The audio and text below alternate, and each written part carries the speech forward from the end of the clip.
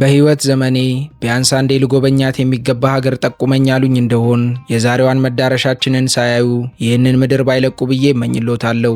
እንደው ለመጓዝም አቅም የለኝ ካሉ ደግሞ ጥቂት ደቂቃዎትን ብቻ ያውሱን እንጂ በህሊናው ታስጉዘን ወደ አንዲት ምድር እናደርሶታለን። የት ያሉኝ እንደሆነ ከ17000 በላይ ደሴቶች ልክ እንደ ውድ የኤመራልድ ዕንቁዎች በሰማያዊ የውቅያኖስ ምንጣፍ ላይ ወደ ተበተኑበት ምድር እንሎታለን። የደሴቶቹ ቁጥር ከቀለለቦት በአመክንዮ እናስረዳዎት። የደሴቶቹ ቁጥር በጣም ግዙፍ ከመሆኑ የተነሳ እርስዎ በእያንዳንዱ ደሴት ላይ ለአንድ ቀን ብቻ ቆያለሁ ቢሉ ሁሉንም ደሴቶች አይቶ ለመጨረስ ወደ 48 ዓመታት እንደሚፈጅቦት እኔ ሳልሆን ቁጥራዊ ስሌቱ ይነግሮታል። የምድርን ወገብ ተከትለው የተዘረጉት ደሴቶቿ ከምድር ሆድ እያጓሩ እሳትን ከሚተፉት እሳተ ገሞራዎቹ አንስቶ ምድሯን የአረንጓዴ ደን ሽፋን አልብሰው እስከሚተነፍሱት እጽዋት የተሸፈኑ ናቸው። እዚህ ከ700 በላይ ቋንቋዎች ይነገራሉ። ከ1300 በላይ ብሔረሰቦች አብረው ይኖራሉ። የዓለማችን ውዱ ቡና የሚመረተውም እዚህ ነው። የጥንቶቹ ዳይኖሰሮች ዘመድ የሆነው የኮሞዶ ድራገን በነፃነት የሚንቀሳቀስባትና የሚገኝባት ብቸኛ የምድራችን ሀገርም ናት። በማዕድን ሀብቷም ከድንጋይ ከሰል አንስቶ የኤሌክትሪክ መኪና ባትሪ ደጀን እስከሆነው የኒኬል ማዕድንም አቅፋለች። ወርቅስ ቢሉ እዚህ ምን ጠፍቶ? ከዓለማችን ግዙፍ ወርቅ ማውጫዎች ውስጥ አንዱ የሚገኝባት ምድር ናት። ደግሞ የምድራችን ቁጥር 1 የፓልም ዘይት አምራች ሀገርም ጭምር ነች። ይህም ካልደነቆት በሀገራችን ከልጆች ምግብነት እስከ ወንደላጤ የምግብ ሜኑ ተመራጭ የሆነው ኢንዶሚንም የተገኘውና ለዓለም የተበረከተው ከዚህች ሀገር ነው። ክብራትና ክብራን እንኳን ወደ ኢንዶኔዥያ በደህና መጣችሁ። ዛሬ ወደ ደቡብ ምስራቅ እስያ ተጉዘን ኢንዶኔዥያን እንጎበኛለን። በቆይታችንም ይህች አስደናቂ ሀገር ከስልጣኔ በፊት ከነበራት ታሪክ ተነስተን በረዥሙ የቀኝ ግዛት ታሪኩ አቋርጠን በ80 ዓመታት ውስጥ ብቻ የምድራችን 16ኛው የደቡብ ምስራቅ ኤዥያ ደግሞ ባለግዙፍ ኢኮኖሚ ባለቤት ያደረጋትን እና የቡድን 20 ሀገራት አባል እስከመሆን ያበቃትን ሚስጥር እናወጋለን። አለፍ ብለን ደግሞ በተፈጥሮ ከተሞሸሩት ውብ የቱሪስት መዳረሻዎቹ አንስቶ በልዩነት ውስጥ ባለ አንድነት ስለሚያምኑት ዜጎቿ ብዙ የምንጨዋወተው አለን። ቻናላችንን ሰብስክራይብ እያደረጋችሁ እስከ መጨረሻው አብራችሁን ተጓዙ።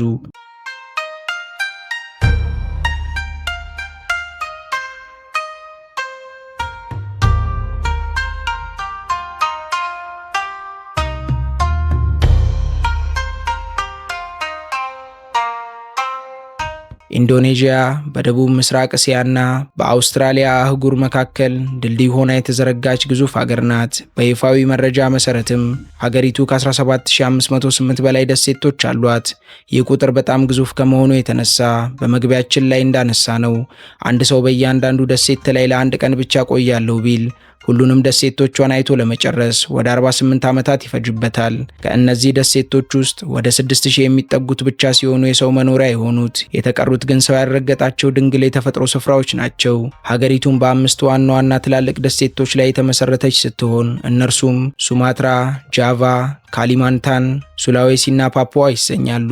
የኢንዶኔዥያ የባህር ጠረፍ ርዝመት ወደ 54716 ኪሎ ሜትር የሚጠጋ ሲሆን ይህም ከካናዳ ቀጥሎ የዓለማችን ሁለተኛው ረዥሙ የባህር ጠረፍ ነው።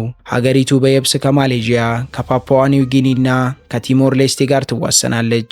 በባህር ደግሞ ከህንድ፣ ከሲንጋፖር፣ ከፊሊፒንስና ከአውስትራሊያ ጋር ትገናኛለች። ይህች ውብ የደሴቶች ሀገር በአስደናቂ መልክዓ ምድር የተንቆጠቆጠች ብትሆንም ነገር ግን የኢንዶኔዥያ ጂኦግራፊ ውበት ብቻ ሳይሆን ስጋትንም ለግሷታል። ሀገሪቱ የፓሲፊክ ሪንግ ኦፍ ፋየር በሚባለው ዞን ውስጥ ስለምትገኝ ከ127 በላይ ንቁ እሳተ ገሞራዎች አሏት። ይህ ሁኔታ ተደጋጋሚ የመሬት መንቀጥቀጥ ቢያመጣም ለአፈሩ ለምነትና ለተፈጥሮ ሀብቷ መገኘት ግን ዋነኛው ምክንያት ይህ ነው።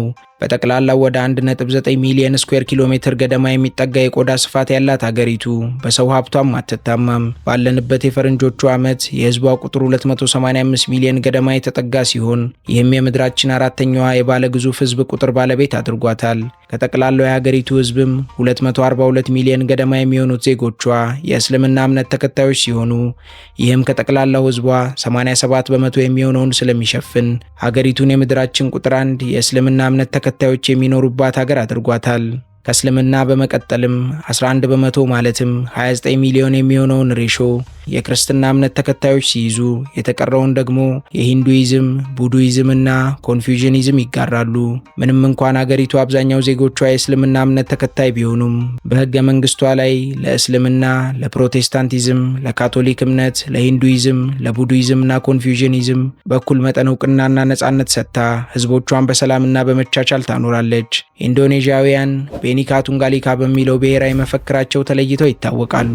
ትርጉሙም ልዩነት በህብረት ወይንም ዩኒቲ ኢን ዳይቨርሲቲ ማለት ሲሆን ይህም እንዴት ኢንዶኔዥያ በመቶዎች የሚቆጠሩ የተለያዩ ባህሎችን፣ ቋንቋዎችንና እምነቶችን ይዛ በአንድነት መቆም የቻለችበትን ጥበብ የሚያሳይ ድንቅ ትውፊቷ ነው። ሀገሪቱም ሞቃታማ የትሮፒካል አየር ንብረት ስላላት ዓመቱን ሙሉ ፀሐያማ ናት። ይህም ለመኖርም ሆነ ለመጎብኘት ልዩ የሆነች ሀገር እንድትሆን አስችሏታል። የተፈጥሮ ሀብቷን በተመለከተ ኢንዶኔዥያ የምድር ሳንባ ከሚባሉት ሀገራት አንዷ ናት። ሰፊ የደን ሽፋን፣ እጅግ ብዙ ውሃማ አካላት እንዲሁም የኒኬል፣ ቆርቆሮ፣ መዳብ፣ ወርቅና የድንጋይ ከሰል ማዕድናት ባለቤት ናት። በተለይም ለዓለም የኤሌክትሪክ መኪና አብዮት ወሳኝ የሆነው ኒኬል በብዛት የሚገኘውም እዚሁ ነው። ይህም ሀገሪቱን የወደፊቱ የኤነርጂ ማዕከል ያደርጋታል ተብሎ ይጠበቃል። ከባርነት ወዲህ 80 የሀገርነት መስከረሞችን ብቻ የቆጠረችው ኢንዶኔዥያ የግዛቷ ታሪክ ግን ሺህ ዓመታቶችን ወደ ኋላ የከነዳ ነው። እኛና እርሶም ዛሬ ላይ ያለችበትን ስኬት ከማድነቃችን በፊት የትላንት ቁስሏን ልናይ ግድ ይለናልና በጊዜ ጋልበን ሺህ ዓመታትን ወደ ኋላ እንመለስ።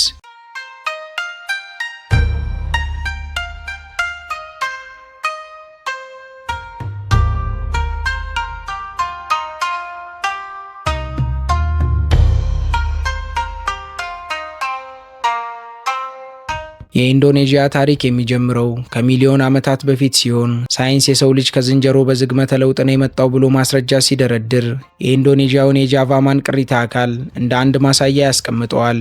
የጃቫ ማን ቅሪተ አካል እንደ አውሮፓውያን አቆጣጠር በ1891 ዓመተ ምህረት ዩጂን ዱቦይስ የተባለ የሆላንድ ተመራማሪ በጃቫ ደሴት ሶሎ ወንዝ ዳርቻ ያገኘው የጥንት ሰው ቅሪተ አካል ሲሆን ይህ ግኝት ኢንዶኔዥያ በሳይንሱ ዓለም ቀደምት የሰው ዘር የሚባለው ሆሞ ኢሬክተስ ከኖረባቸው ቀደምት ስፍራዎች አንዷ መሆኗን እንዳረጋገጠ ሳይንስ ይነግረናል። ነገር ግን ዘመናዊው የኢንዶኔዥያ ሕዝብ ታሪክ የሚጀምረው ከክርስቶስ ልደት በፊት ከ2000 ዓመተ ዓለም ገደማ ጀምሮ የባህር ላይ ፈረሰኞች በሚባሉት የኦስትሮኤዥያ ህዝቦች ከታይዋን ወደ ደሴቶቹ ባደረጉት ፍልሰት ምክንያት ነበር። እነዚህ ህዝቦችን በታንኳ እየቀዘፉ ደሴቶቹን ወረሩ። ኋላም በደሴቶቹ ራሳቸውን አደራጅተው የሩዝ እርሻን፣ የብረት ስራንና የላቀ የባህር ጉዞ ጥበብን መተግበር ጀመሩ። የዛሬዎቹ ኢንዶኔዥያውያን ቅድመ አያቶችም እነዚሁ ቀደምት ጎሳዎች ነበሩ። የኦስትሮኤዥያ ህዝቦች ደሴቶቹን በደንብ ካሟሹ በኋላ ከክርስቶስ ልደት በኋላ ባሉት የመጀመሪያዎቹ 100 ዓመታት ከህንድና ከቻይና ጋር የቀለጠ የንግድ ልውውጥ ማድረግ ጀመሩ። በዚህም ምክንያት ሂንዱይዝም እና ቡድሂዝም በስፋት በግዛቷ ተስፋፋ። ይህም ዓለምን ያስደነቁ ሁለት ታላላቅ ኢምፓየሮች እንዲፈጠሩ አደረገ። ቀድሞ የመጣው ስርወ መንግስት የሽሪቪጃያ ስርወ መንግስት ሲሆን ከ7ኛው እስከ 13ኛው ክፍለ ዘመን በነበሩት ዓመታት መቀመጫውን በሱማትራ ደሴት በማድረግ የተለያዩ የንግድ እንቅስቃሴዎችን የሚከውን የቡድሂስት መንግስት ነበር። በዘመኑም የባህር ላይ ንግድን በመቆጣጠር ያቀናና በጊዜው የነበረውን የቻይና የአመራር ጥበብ የተገበረ ታላቅ ስርወ መንግስት ነበር። ኋላም ከ1293 እስከ 1527 በነበሩት ዓመታት የማጃፓሂት ስርወ መንግስት ተመሰረተ። የማጃፓሂት ስርወ መንግስት በምስራቃዊ የጃቫ ክፍል በመነሳት የዘመናዊቷን ኢንዶኔዥያ ድንበሮች ያክል መቆጣጠር ችሎ ነበር። በግዛቷም ሂንዱይዝምን በማስፋፋት ሁሉንም ደሴቶች በአንድነት ለመምራት የጣረ ስርወ መንግስት ነበር። ቀጥሎም በ13ኛው ክፍለ ዘመን የእስልምና ሃይማኖት በሙስሊም ነጋዴዎች አማካኝነት ወደ ደሴቶቹ መግባት ጀመረ። እስልምናም ፍጹም ሰላማዊ በሆነ መንገድና ከነባሩ ባህል ጋር በመዋሃድ ነበር የተስፋፋው። በዘመኑም በሱማትራና በጃቫ ደሴቶች ላይ እንደ የማላካና ደማክ ሱልጣኔቶች መመስረታቸው እስልምና እንዲጠነክርና በእነዚህ ኃያል የሆኑ እስላማዊ ሱልጣኔቶች ምክንያት የማጃፓሂት ስርወ መንግስት እንዲዳከምና እንዲወድቅ ምክንያት ሆነው የሙስሊም ነጋዴዎቹ ንግድም የበለጠ ተስፋፍቶ የኢንዶኔዥያ ደሴቶች በነበራቸው የቅመማ ቅመም ምርት ዝናቸው መናኘት ጀመረ። በዘመኑም ቅርንፉድና የኢንዶኔዥያ ነትሜግ ከወርቅ እኩል ዋጋ ነበራቸው። እነዚህ ቅመማ ቅመሞች ስጋ እንዳይበላሽ ለማቆየትና ለመድኃኒትነት ስለሚውሉ በአውሮፓ ምድር እጅግ ውድ ነበሩ። ይህም የአውሮፓውያን አይን በኢንዶኔዥያ ላይ እንዲያርፍ ዋነኛ ምክንያት ሆነ። እንደ አውሮፓውያን አቆጣጠር በ1512 ዓመተ ምህረት ፖርቹጋሎች የኢንዶኔዥያን ቅመማ ቅመሞችን ለመቆጣጠር ደሴቶቹን በመርገጥ ቀዳሚ ሆኑ። ነገር ግን ብዙ የመቆየት በለስ አልቀናቸውም ነበር። ይልቅ ከ350 ዓመታት በላይ የኢንዶኔዥያን ደም ለመጠጡት ኔዘርላንዳውያን በር ከመክፈት ውጪ ጉልህ ሚና አልነበራቸውም። ከፖርቹጋሎችም እጅ ኔዘርላንዳውያን ኢንዶኔዥያን ተረክበው እንደ አውሮፓውያን አቆጣጠር በ1602 የሆላንድ ምስራቅ ህንድ ኩባንያ የሆነውን ቪኦሲን አቋቋሙ። ይህ ኩባንያ በዓለም ታሪክ እጅግ ሀብታምና ጨካኝ ከሆኑ ኩባንያዎች አንዱ ነበር። ሆላንዳውያንም የኢንዶኔዥያን ደሴቶች ለ350 ዓመታት ያህል በብረት እጅ ገዙ። የኢንዶኔዥያ ገበሬዎችም ለምግብነት የሚሆን እህል መዝራት ትተው ለሆላንዳውያን ትርፍ የሚያስገኝ ቅመማ ቅመም፣ ቡናና ስኳር እንዲያመርቱ ተገደው የአሳር ዘመን አሳለፉ። ከ350 የግፍ ዓመታት በኋላም በሁለተኛው የዓለም ጦርነት ጃፓን እስያ ለእስያውያን በሚል መሪ ቃል ሆላንድን አባራ ኢንዶኔዥያን ከኔዘርላንድ እጅ ቀማች። ጃፓኖችም በኢንዶኔዥያ ላይ ጨካኝ በመሆንና የዘር ክፍፍልን በመዝራት ለ3 ዓመታት ከግማሽ ኢንዶኔዥያን አንቀጥቅጠው ገዙ። አንድ የሰሩት በጎ ነገር ቢኖር ለኢንዶኔዥያውያን ወጣቶች የውትድርና ስልጠና መስጠታቸው ነበር። ይህም ኢንዶኔዥያውያን ለነጻነታቸው ክላሽ እንዲያነሱ አደረጋቸው። በመጨረሻም እንደ አውሮፓውያን አቆጣጠር በ1945 ጃፓን ሽንፈቷን ተከናንባ ሀገሪቱን ለቃ ወጣች። ቀጥሎም ሱካርኖና መሐመድ ሃታ የተባሉ የነጻነት አባቶች እንደ አውሮፓውያን አቆጣጠር ነሐሴ 17 1945 ዓመተ ምህረት የኢንዶኔዥያን ነጻነት አወጁ። ነገር ግን ለ350 ዓመታት ስታልባት የኖረችውን ላም መቀማቷ ኔዘርላንድን ሰላም አልሰጣትም ነበርና የጃፓኖችን መውጣት ሲሰሙ ኔዘርላንዳውያን ቀኝ ግዛታቸውን ለማስመለስ ከእንግሊዝ እርዳታ ጋር ተመልሰው መጡ። ለ4 ዓመታትም ደም አፋሳሽ ጦርነት ተካሄደ። የኢንዶኔዥያ ሕዝብን በቀርከሃ ጦር ሳይቀር ለነጻነቱ ታግሎ ተዋደቀ። በመጨረሻም በ1949 ዓመተ ምህረት ዓለም አቀፍ ጫናና ጠንካራ ትግል የገጠማት ኔዘርላንድ ለአንዴና ለመጨረሻ ጊዜ ኢንዶኔዥያን ለቃ ወጣች። ሱካርኖም ከቀኝ ግዛት በኋላ የመጀመሪያው የኢንዶኔዥያ ፕሬዝዳንት ሆኑ። በብዙ ጥንቅጥ ውስጥ ሀገሪቱን ለ22 ዓመታት የመሩት ሱካርኖ በቀደመው ሙያቸው ኢንጂነር ሲሆኑ የኋላ ግን የኔዘርላንዶች ግፍ ነጻነት ናፋቂ ፖለቲከኛ አድርጓቸው ከእስር ቤት እስከ ቤተ መንግስት ወንበር ብዙ አይተው ብዙ ሰርተው ኢንዶኔዥያን የወለዱ መሪ ነበሩ። የትግል አጋራቸው የነበሩት መሐመድ ሃታም የሀገሪቱ የመጀመሪያው ምክትል ፕሬዝዳንት በመሆን አብረዋቸው አገልግለው ነበር። ሱካርኖ ሀገር ገንቢና በህዝብም የሚወደዱ መሪ ነበሩ። የሀገሬው ህዝብም በፍቅር ቡንግ ካርኖ ወይንም ወንድም ካርኖ እያለ ይጠራቸው ነበር። ነጻነትንና አንድነትን ለሀገራቸው ቢያበረክቱም ፍጻሜያቸው ግን መልካም አልነበረም። እንደ አውሮፓውያን አቆጣጠር በ1965 በተፈጠረ የመፈንቅለ መንግስት ሙከራና የኮሚኒስት ጭፍጨፋ ጀነራል ሱሃርቶ ስልጣን ያዙ። ሱካርኖም ቀሪ ዘመናቸውን በቁም እስር እንዲያሳልፉ ተደረጉ። ኋላም በህመም ምክንያት እንደ አውሮፓውያን አቆጣጠር በ1970 አረፉ። የሱሃርቶ አዲስ ስርዓት በመልካም ጎኑ ኢኮኖሚውን አረጋጋ፣ ትምህርት ቤቶችንና መንገዶችንም ገነባ። ኢንዶኔዥያንም የእስያ ነብር መባል እንድትችል አደረጋት። ነገር ግን አሉታዊ ገጽታም ነበረው። ምንም እንኳን ኢኮኖሚውን ቢያሳድግም በሀገሪቱ ዲሞክራሲ ታፍኖ ሙሰኝነት ነግሶ ነበር። ቆይቶ ያልፍ የለ እንደ አውሮፓውያን አቆጣጠር በ1998 የእስያ የኢኮኖሚ ቀውስ ሲከሰት የኢንዶኔዥያውያንም ገንዘብ አብሮ ወደቀ። ተማሪዎችም አደባባይ ወጡ። ሰላማዊ ሰልፉም ወደ አመፅ ተቀይሮ ሱሃርቶም ለ32 ዓመታት ተደላድለው የመሩባትን ዙፋናቸውን ለመልቀቅ ተገደዱ። ከሱሃርቶ በኋላ ኢንዶኔዥያ ወደ ጠንካራ ዲሞክራሲ ተሸጋገረች። ሀገሪቱም ዛሬ በልዩነት ውስጥ አንድነቷን ጠብቃ የዓለማችን የኢኮኖሚ ሀያል ለመሆን እየተንደረደረች ትገኛለች። በመቻቻል ዘርፍም ከሃይማኖት ልዩነት አንስቶ እስከ ብሔር ብሔረሰብ ልዩነት ዜጎች ተቻችለው የሚኖሩባት የመድብለ ባህል ተምሳሌት ሀገር ናት።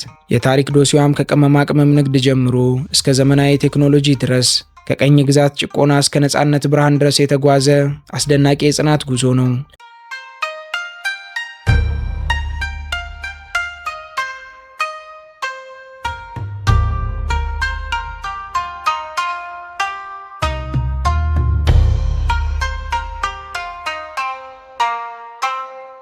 የአሁኗ የኢንዶኔዥያ ዋና ከተማ ጃካርታ ስትሆን በጃቫ ደሴት ላይ የምትገኝ የሀገሪቱ የልብ ምት የሚመታባት መዲና ናት። በህዝብ ቁጥሯም የምድራችን ቁጥር 1 የሆነችው መዲናዋ 42 ሚሊዮን የሚጠጋ ህዝብ እንደሚኖርባት የዩናይትድ ኔሽንስ ዘገባ ያትታል። ትልቋ ጃካርታ የባህል የፖለቲካና የኢኮኖሚ ማዕከልም ናት። ቀድሞ ባታቪያ ተብላ ትጠራ የነበረችው ጃካርታ የድሮ የኔዘርላንዶች ገጸ በረከት የነበሩት ህንፃዎች ከሰማይ ጠቀስ ህንፃዎች ጋር ተፋጠው የሚታዩባት ውብ ከተማ ናት። በጃካርታ ህይወት ፈጣን ነው። በዚህ የትራፊክ መጨናነቁን ለመግታት በርከት ያሉ ሞተር ሳይክሎችን ሊመለከቱ ይችላሉና ብዙም አይገረሙ። ሀገሬው ግድ ሆኖበት ከከተማዋ እኩል ለመሮጥ ተሳፈራቸው እንጂ አብሮ ለመጓዝስ ፍቅር አላጣም ነበር። በጉያዋ ግዙፍ የፋይናንስ፣ የማኒፋክቸሪንግ፣ የኢኮሜርስ፣ የአውቶሞቲቭ እና ዘርፈ ብዙ መስኮችን ያቀፈችው መዲናዋ ቀንም ምሽትም እንቅልፍ የላትም። የኢኮኖሚ እንቅስቃሴዋም ቆሞ አያውቅም።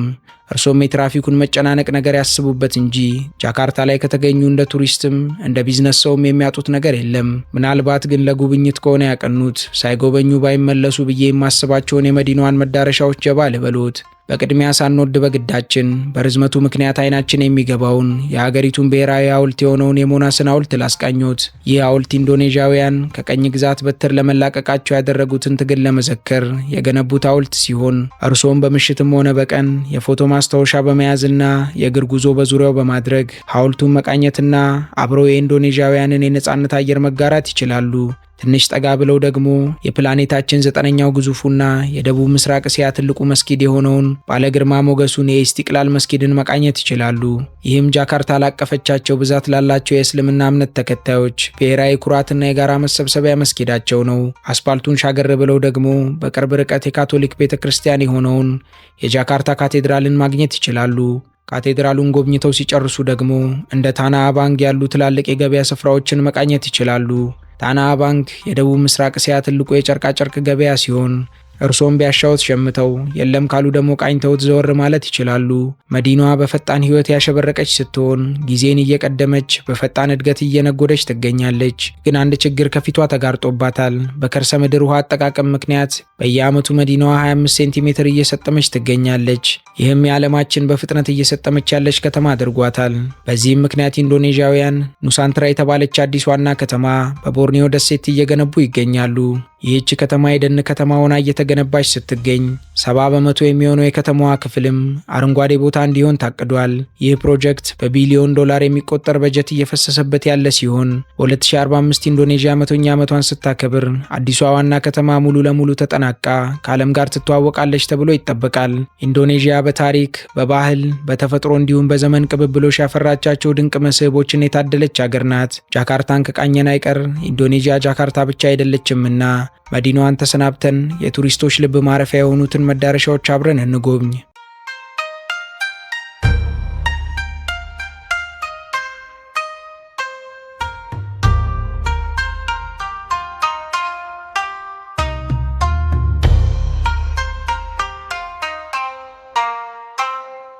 ቀደም እንደተጨዋወት ነው ኢንዶኔዥያ ከ17000 በላይ ደሴቶችን አቅፋ ያዘች። ደሴቶቿም ከእሳተ ገሞራዎች ድንቅ ስብጥር፣ አይን እስከማያስገድን ድንቅ አረንጓዴ የደን ክምችት ብሎም ለየት እስካሉ የብዝሃ ሕይወት ጥርቅሞች የያዙ ናቸው። ተፈጥሮ ይህንን ሲለግሳት፣ አፈሯን ያለመዱ የሰው ዘሮች ደግሞ ከጥንት ስልጣኔ ካስማዎች አንስቶ ዘመን እስከማይሽራቸው የታሪክ አሻራዎችን ያበረከቱላት የምድር ገነት ናት። እኔም በመግቢያዬ መዳረሻዎቿን ላስቃኛችሁ ቃል ሰጥቼ ቃል አስሮኛልና ተያይዘን ይህችን ሀገር እንጎበኝ ዘንድ ለጥቂት ደቂቃዎች አምነው ይከተሉኝ።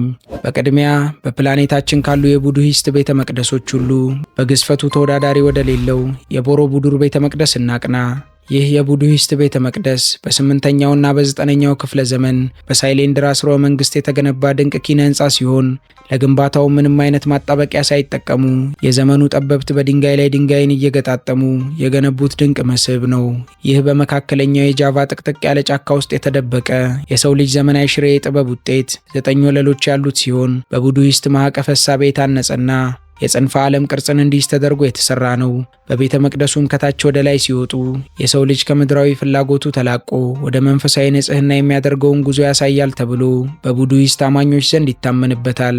የቤተ መቅደሱ ግድግዳዎች በ2672 የእብነ በረድ ምስሎች ያጌጡ ሲሆኑ በጽንሰ ሐሳባቸውም የቡድሃን ሕይወት የሚተርኩ ናቸው። ቤተ መቅደሱም ለዘመናት በእሳተ ገሞራ አመድ ተሸፍኖ ተረስቶ ከቆየ በኋላ በ19ኛው ክፍለ ዘመን ተገኝቶ ዓለም የሚደነቅበት መስህብ መሆን ችሏል።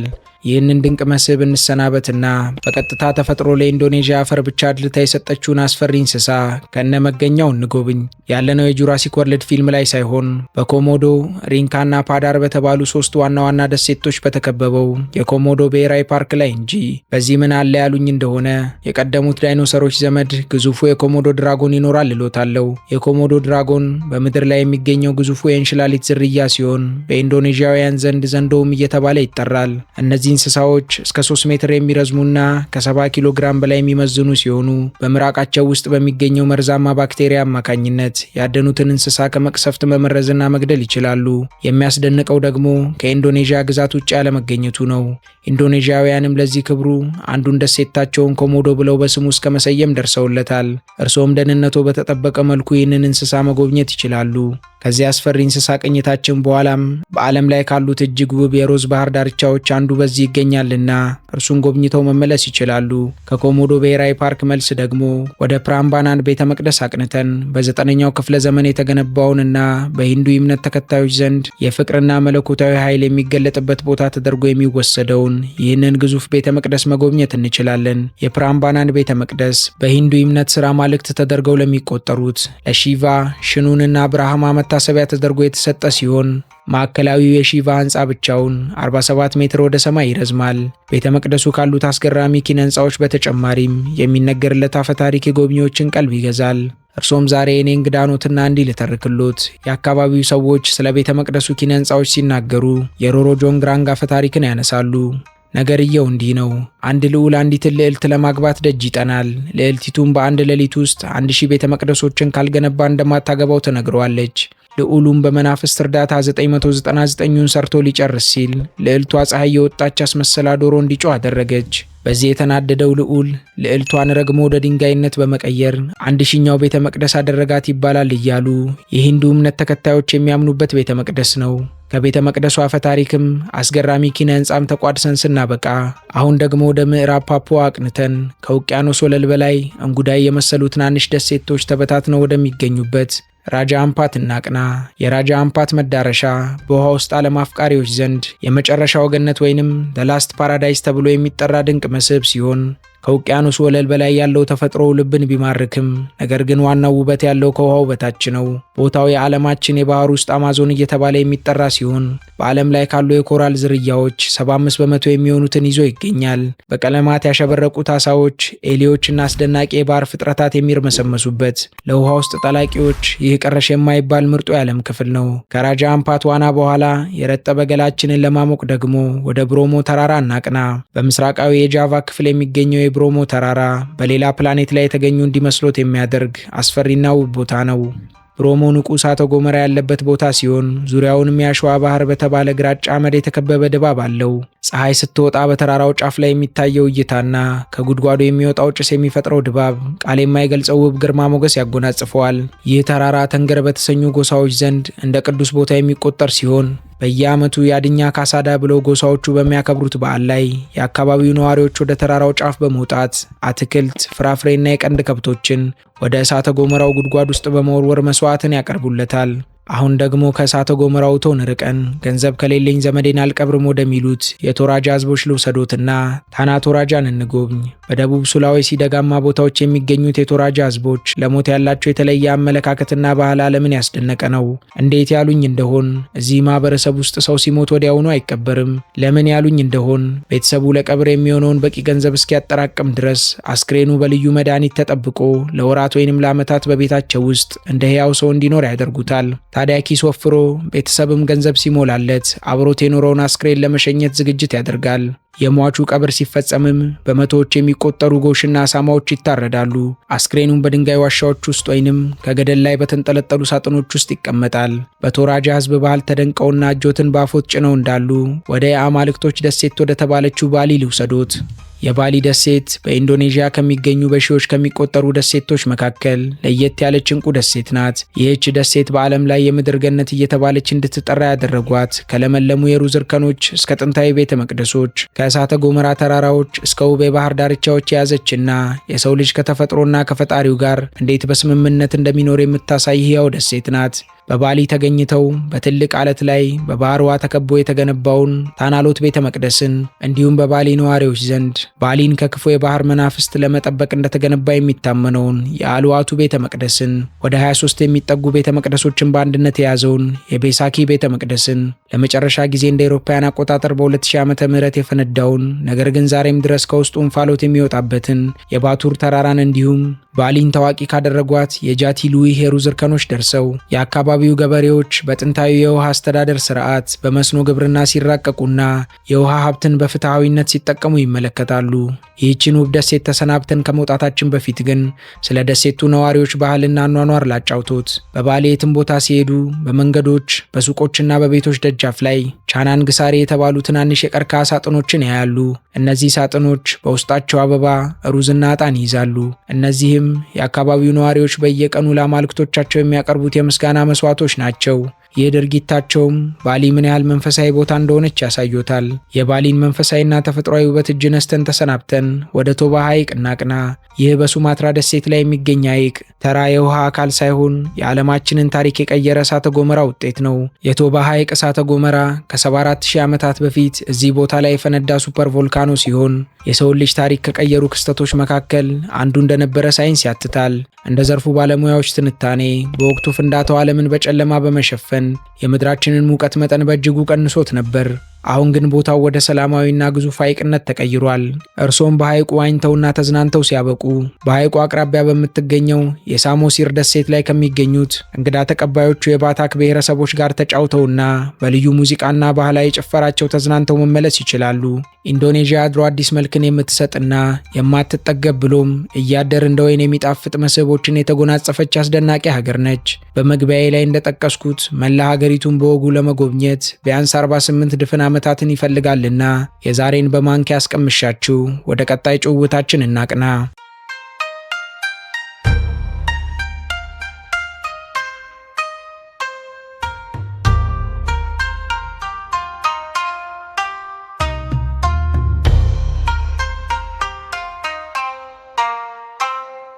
የኢንዶኔዥያ ሕዝብ እጅግ ተግባቢ፣ ፈገግታ የማይለየውና እንግዳ ተቀባይ ነው። ከእኛ ከኢትዮጵያውያን ጋርም ጎቶንግ ሮዮንግና ጎልማሶች በብዛት የሚተገብሩት ኖንግ ክሮንግ በተሰኙት እሴቶቻቸው ይመስሉናል። ጎቶንግ ሮዮንግ የተሰኘው እሴታቸው ከእኛ ሀገር የደቦ ትብብር ጋር የሚመሳሰል የጋራ ትብብርን የሚወክል እሴት ሲሆን በዚህም ከኢንዶኔዥያውያን አንድ ሰው ቤት ሲሰራ ወይንም ድግስ ሲኖረው ጎረቤት በሙሉ በመሰባሰብ ተረባርቦ የሚራዳበት አስደናቂ የባህል እሴት ነው።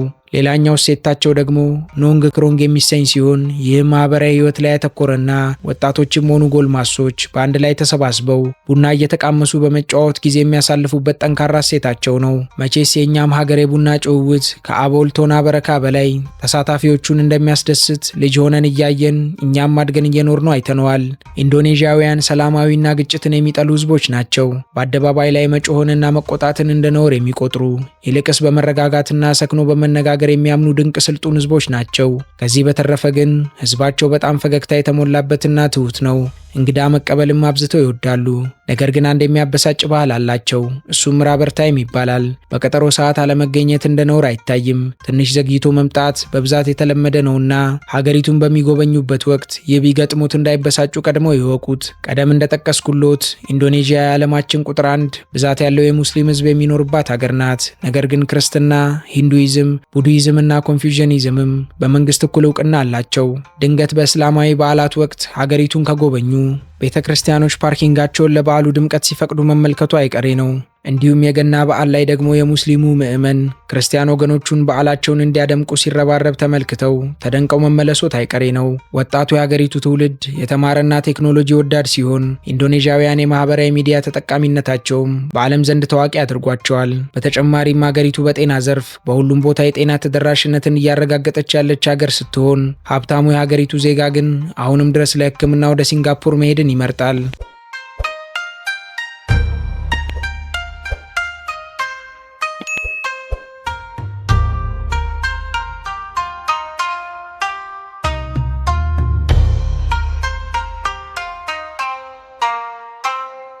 ኢንዶኔዥያ በፍጥነት እያደገ ያለና በመጪዎቹም ቅርብ ዓመታት የዓለምን ኢኮኖሚ አያልነት ሊቀላቀል እየሮጠ ያለ የግዙፍ ኢኮኖሚ ባለቤት ሀገር ናት። ዛሬ ላይም ሀገሪቱ የደቡብ ምስራቅ ኤዥያን ኢኮኖሚ በቀዳሚነት እየመራች እንዲሁም የምድራችንን ኢኮኖሚ በታላቅነት እየዘወሩ ከሚገኙት የቡድን 20 ሀገራት ውስጥ አንዷ ሆና ተቀምጣ ትገኛለች። የሀገሪቱም ኢኮኖሚ በዋናነት በኢንዱስትሪ፣ በአገልግሎት ዘርፍና በግብርና ላይ የተመረኮዘ ሲሆን ኢንዱስትሪው ከጠቅላላ የሀገሪቱ ገቢ 40 በመቶውን ሲያስገኝላት፣ በስሩም ማኒፋክቸሪንግ፣ ጨርቃጨርቅና የመኪና መገጣጠም ዘርፍ በሰፊው ይከናወንበታል። በተለይ ከቅርብ ጊዜ ወዲህ ኢንዶኔዥያ ጥሬ የኒኬል ማዕድንን ወደ ውጭ መላክ አቁማ ሀገር ውስጥ ባትሪና እሴት የተጨመረበት ምርት እንዲመረት አድርጋለች። ይህም ለሚጠበቀው የወደፊት እድገቷ እያንደረደራት ይገኛል። ሌላኛው ከኢንዱስትሪ ዘርፏ ጋር ትከሻ ለትከሻ እየተለካካ የሚገኘው የአገልግሎት ዘርፏ ሲሆን ይህም ለጠቅላላው የሀገሪቱ ገቢ 44 ከመቶ የሚሆነውን እያመነጨ ይገኛል። በዘርፉም ስር የባንክ፣ የቴሌኮምና የቱሪዝም መስኮቿ በፍጥነት እያደጉ ናቸው። የኢንዱስትሪና አገልግሎት ዘርፉ ከሚዘውረው የተቀረውን የኢኮኖሚ ድርሻ ደግሞ የሀገሪቱ የግብርና ዘርፍ ለጠቅላላው የሀገሪቱ ገቢ 13 በመቶ የሚሆነውን በማመንጨት በሶስተኛነት ይከተላል። በግብርናው መስክ አብዛኛው የኢንዶኔዥያ ዜጋ የሚተዳደር ሲሆን ዘርፉም ኢንዶኔዥያን የምድራችን ቁጥር 1 የፓልም ዘይት አምራች ከማድረግ አንስቶ የቡናና የካካዋ ምርትን በከፍተኛ መጠን አምርቶ የሀገሪቱን ኢኮኖሚ በመደገፍ ለሀገር ውስጥና ለዓለም ገበያ ያቀርባል። የህዝቡ ገቢ እየጨመረ በመምጣቱም መካከለኛ ገቢ ያለው የህዝብ ቁጥር ዛሬ ላይ እየበዛ ይገኛል። ይህም ሀገር ውስጥ ያለው የገበያ ፍላጎት እንዲጨምርና ኢኮኖሚውን መደገፍ እንዲችል አድርጎታል። የኢኮኖሚ ትንበያዎች እንደሚያሳዩትም በፈረንጆቹ 2050 ኢንዶኔዥያ የዓለማችን አራተኛዋ ባለ ትልቅ ኢኮኖሚ ባለቤት ሀገር ትሆናለች ተብላ ትጠበቃለች። እንደ ፈረንጆቹ የ2024 የኢኮኖሚ መረጃ ትንተና መሰረትም የኢንዶኔዥያ ጂዲፒ 1.4 ትሪሊየን የአሜሪካን ዶላር የተጠጋ ሲሆን የዜጎቿም አማካኝ የነፍስ ወከፍ ገቢ ወደ 5000 የአሜሪካን ዶላር እንደቀረበ ተገምቶላታል። ይህም ካለፉት ዓመታት ጋር በንጽጽር ሲታይ ሀገሪቱ በአማካኝ በ500ኛ በየዓመቱ እያደገ ያለ የግዙፍ ኢኮኖሚ ባለቤት መሆኗን በአደባባይ ያሳብቃል። በአጠቃላይ ኢንዶኔዥያ ማለት የደሴቶች ስብስብ ብቻ አይደለችም። እሷ የታሪክ፣ የባህል፣ የተፈጥሮ ውበትና የእድገት ያው ሙዚየም ናት። ከጥንታዊዎቹ ቤተ መቅደሶቿ እስከ ዘመናዊቷ ጃካርታ፣ ከሰላማዊው ባሊ እስከ አስደናቂው የኮሞዶ ፓርክ ይህች ሀገር ለሁሉም ሰው የሚሆን ስጦታ አላት። ዛሬ ላይም በልዩነት ውስጥ ያለን አንድነት ለዓለም እያስተማረች በኢኮኖሚ እድገቷም እየተምዘገዘገች ትገኛለች።